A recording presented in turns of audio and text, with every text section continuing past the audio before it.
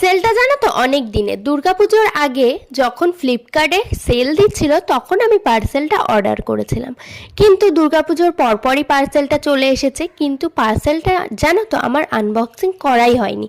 তো আমি ভাবলাম চলো আজকে যখন আনবক্সিং করছি তোমাদের সাথে রিভিউটা শেয়ারই করে দিই। ফ্লিপকার্ট এত সুন্দরভাবে প্যাকেজিং করে পাঠায় যে হাত দিয়ে ছেঁড়া কখনোই পসিবল হয় না। এর জন্য দেখো আমি একটা ছুরি নিয়ে এসেছি, এটা দিয়ে এখন কাটছি।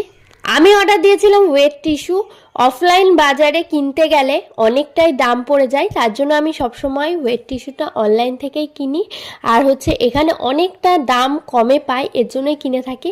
আর তাছাড়া ভীষণই ভালো লিটিলসের এই ওয়েট টিস্যুটা, তোমরা চাইলে ইউজ করতে পারো।